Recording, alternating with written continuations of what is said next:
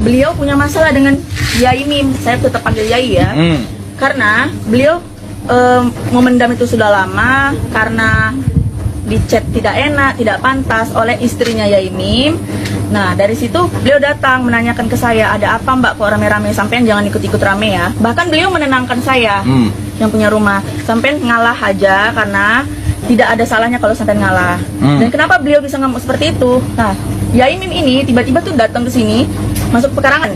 Yang sering masuk ke pekarangan duluan sebenarnya Yai Mim.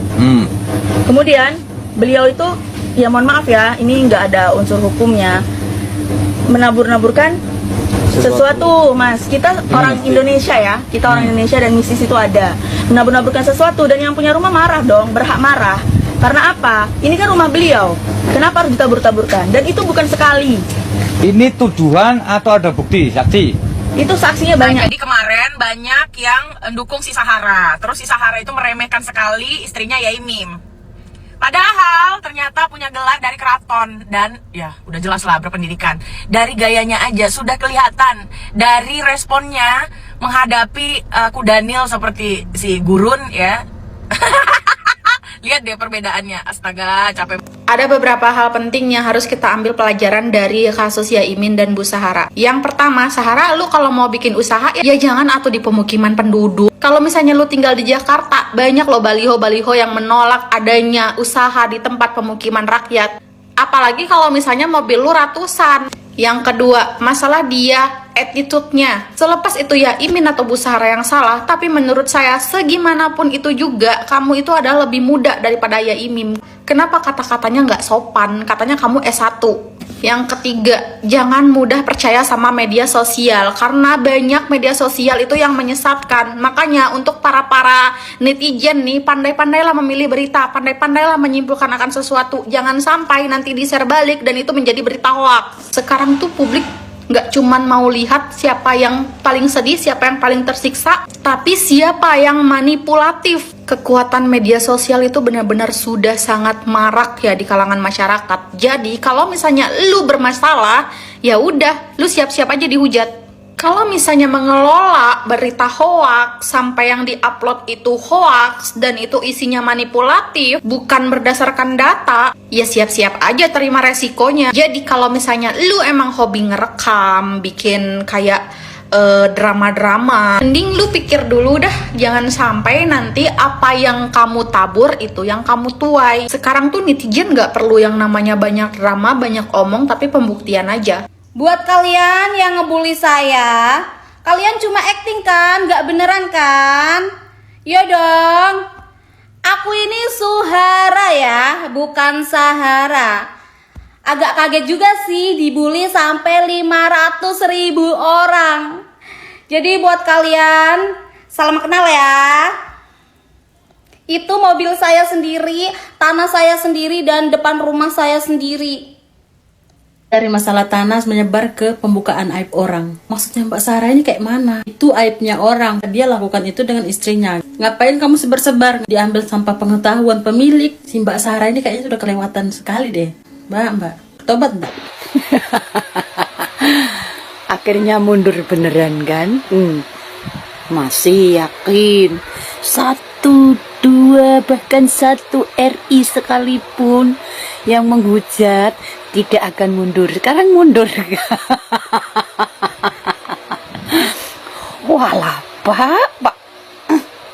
Wis dikandani ketawa lho, aja dibelo, netral wae lho, lapo bawa LBH. Sekarang mundur kan? Jadi pengacara pribadi kan? Ya jelas lah, enak jadi pengacara pribadi Pak, untuk bayaran. Kalau LBH kamu dapat apa? Ya. Wes gak usah ngono ya Pak ya. Gayamu kayak emprut. Akhirnya ya mundur juga. Ngaku-ngaku, kemarin Pak Yai dikeroyok geng Sahara, kemana Peyang? Terima kasih atas komennya. Tapi saya sedang tidak mengejar validasi dan pengakuan dari netizen bahwa saya adalah keponakan menantunya Yai Mim. Karena tanpa diakui oleh netizen pun, ya kenyataannya saya adalah saudaranya beliau. Memberikan dukungan itu tidak harus berteriak-teriak, berkuar-kuar di media sosial. Tapi cukup diam dengan sikap tegas kita berada pada pihak siapa itu juga merupakan dukungan. Terutama karena kita tahu seberapa besar kapasitas orang yang kita dukung. Jadi saya itu adalah dosen sekaligus konten kreator, di mana dalam keseharian saya mengajar itu saya rekam. Dan pada hari itu ada mahasiswa saya yang bertanya tentang etika bisnis. Saya sudah memberikan contoh nyata kasus bisnis yang tidak beretika. Dan contoh yang paling gampang dipahami oleh masyarakat dan mahasiswa adalah contoh yang lagi viral dong. Jadi poinnya adalah di situ. Masalah pernyataan saya adalah keluarganya Yaimim itu untuk menarik perhatian mahasiswa. Karena kan mahasiswa ada yang ngantuk, ada yang ngelamun, ada yang pikirannya kemana-mana. Sehingga untuk menarik perhatian mereka ya harus dengan pernyataan yang bombastis, tapi tidak dibuat-buat. Semoga bisa menjawab, kalaupun tetap dihujat, gak apa-apa. Karena dari kasusnya Yaimim kita bisa belajar bahwa dipuji tidak terbang, dihujat tidak tumbang. Pengen belo Yaimim apa Sahara? Rek, aku iku gak belo sapa-sapa rek. Aku gak bela Yaimim, aku gak bela Sahara. Yo jenenge nek kon niku parkir sembarangan. Yo kon niku keliru goblok. Kok iso takok ae. Sabar Mbak, ojo ngamuk ae Mbak. Wis ganti aku ae Mbak sing ngamuk Mbak. Ngopo Kan yo rek yo. Aku masih wong Madura iki yo. Gak seneng aku rek nyerobot parkir nek omahe wong koyo ngono iku rek. Aku gak setuju lek koyo ngono iku. Daripada awakmu nyocot ae yo, kakek ngehujat aku yo. Tak gawe omahmu iku yo kandange petik. Yo kon gelem tak omamu tak gawe kandange petik. Ben aku gak ngurusi wesi tuwatok. Ben aku ngingon-ngingon petik nang omamu. Gelem kon? Oh alah, duh remak cong ya. Ya apa iki? Ternyatos padha medurone tak iya. Ya, padha medurone ternyata RT RW wargaiku abaiku mulai dari lurah camat itu semua tuh Madura guys, ngono lho ya. Ya pantesan. Itu apa jenenge? Mereka kompak, ngono lho. Tapi tenang ya, tenang. Saya alam goib, lo alam nyata, tenang ya. Karena kita tuh bicara tentang keadilan, bicara tentang menghargai orang, bicara tentang gimana sih hidup bermasyarakat dengan baik ya. Itu. Satu, jangan suka adu domba. Yang kedua, jangan tukang fitnah. Yang ketiga, jangan berbuat huru hara. Yang keempat, janganlah berbuat dosa. Itu yang penting ya guys. Aduh, lewat mulu di beranda gua ini. Hah? Sekarang Sahara.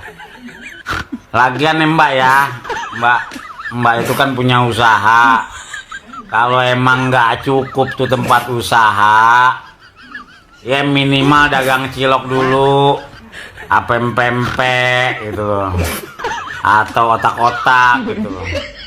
Kalau mau usaha rental itu memang harus punya tanah kosong atau gedung yang lumayan ada tempat gitu buat naruh mobil. Kalau begini kan akhirnya kan jadi keusik juga tetangga. Wajar lah kalau tetangga marah, ya enggak? Lagi pula ini yang Mbak lawan orang tua loh Mbak. Segala orang tua di konten adab tuh sekarang lebih penting daripada ilmu Mbak. Mohon maaf nih saya ikut campur ya, bukan saya belain sono sini. Ya kan, bagaimanapun kan dia orang tua, ya enggak?